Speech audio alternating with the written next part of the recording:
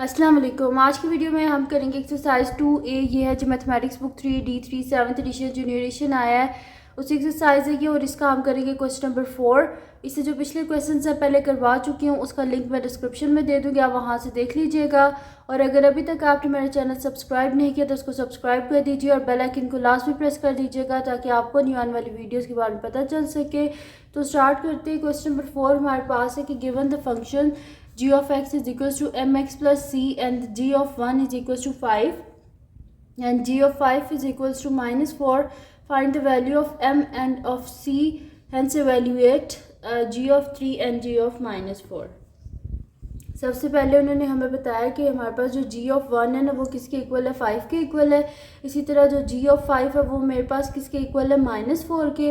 वो कह रहे हैं इन दोनों को यूज़ करके आप m और c की वैल्यू को फाइंड आउट करें। जब m और c की वैल्यू आ जाएगी उसके बाद g ऑफ 3 जो है इसका आंसर फाइंड आउट करें और g ऑफ -4 का। तो स्टार्ट करते हैं इसका सोल्यूशन। मैं यहाँ पे लिख लेती हूँ सोल्यूशन।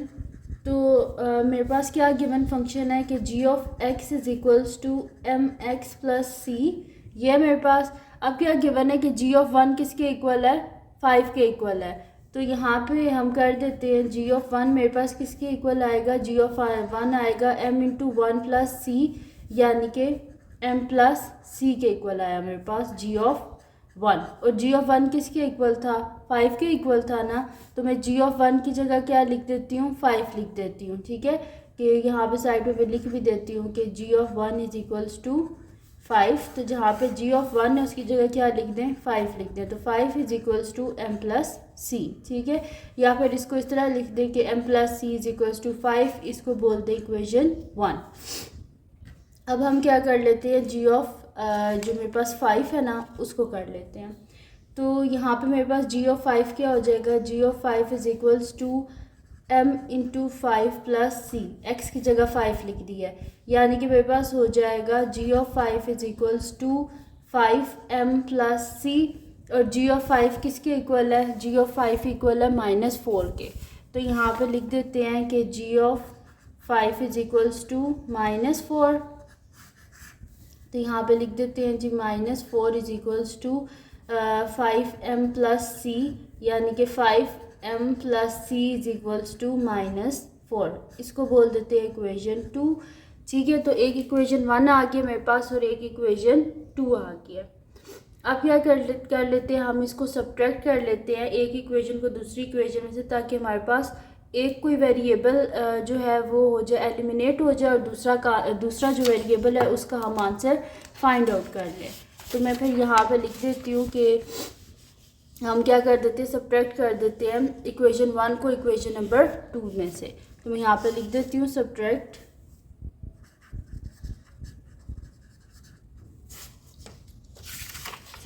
इक्वेशन 1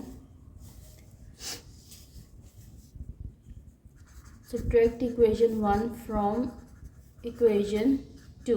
ठीक है, इक्वेशन 2 में से इक्वेशन 1 को हमने सब्ट्रैक्ट करना है। तो मेरे पास क्या है, equation 2 5m plus C is equals to -4, और इक्वेशन 1 क्या है मेरे पास, m plus C is equals to 5। Sign change कर लेते हैं क्योंकि माइनस है।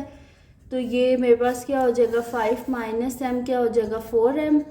ये दोनों cancel out, minus minus plus, 4 plus 5 क्या होता है हमारे पास, 9 होता है। और साइन के साथ में माइनस का, तो -9। तो m मेरे पास क्या आ जाएगा, -9/4। ठीक है, तो m आ गया मेरे पास, -9/4 आ गया। अब क्या करना है, हमने फाइंड आउट करना है। बेशक आप इस तरह लिख दें या फिर इसको मिक्स्ड नंबर में लिख दें। ठीक है, तो हमने क्या करना है, अब हमने फाइंड आउट करना है इसके बाद c की वैल्यू को फाइंड आउट करना है हमने। ठीक है, तो अब हम क्या करेंगे कि किसी भी इक्वेशन में m की वैल्यू को सब्स्टिट्यूट कर दें तो c की वैल्यू आ जाएगी। ठीक है, तो यहाँ पे फिर मैं कर देती हूँ कि substitute the value of m। इसको इक्वेशन 1 में ही सब्स्टिट्यूट कर देते हैं। तो substitute the value of m in equation 1। ठीक है, इक्वेशन 1 में सब्स्टिट्यूट कर देते हैं वैल्यू ऑफ m को। तो मेरे पास इक्वेशन 1 कौन सी है, m plus C is equals to 5। तो मैं यहाँ पे लिख देती हूँ m plus c is equals to 5, m की जगह लिख दे -9/4 plus c is equals to 5। ये -9/4 दूसरी साइड पर चला जाएगा तो c is equals to 5 plus 9/4, denominator same करना है, ऊपर भी 4 से मल्टीप्लाई कर दे, नीचे भी 4 से, क्योंकि इधर डिनोमिनेटर में 4 है तो इधर भी डिनोमिनेटर में हमने 4 बनाना है, इसलिए ऊपर नीचे दोनों साइड पे मुझे 4 से मल्टीप्लाई करना पड़ेगा।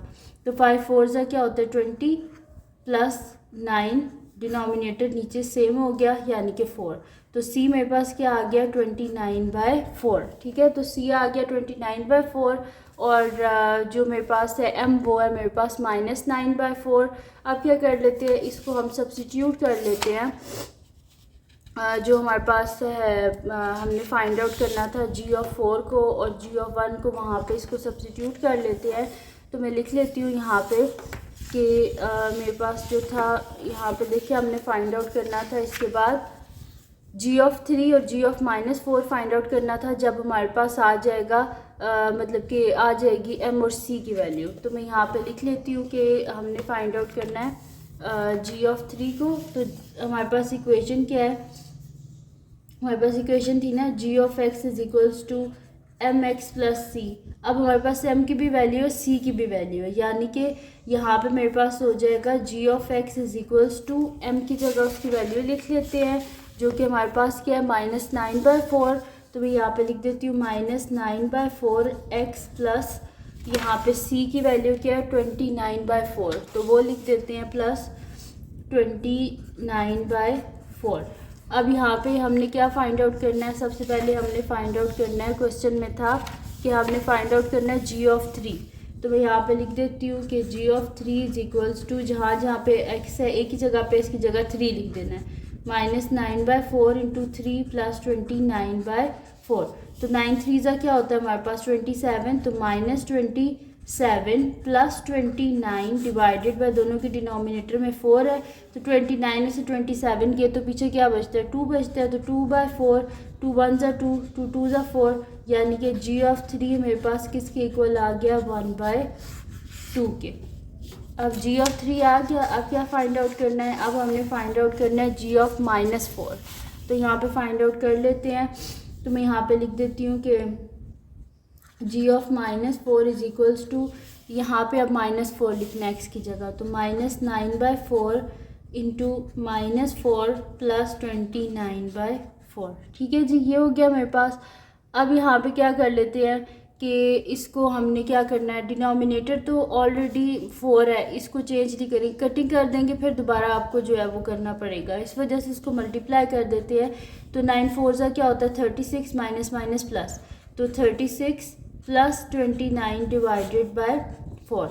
इन दोनों को हम ऐड कर लेते हैं। तो इनको ऐड करने के बाद मेरे पास क्या आएगा 9 + 6 15 5 1 कैरी 3 4 5 6, यानी कि 65/4 आ रहा है मेरे पास।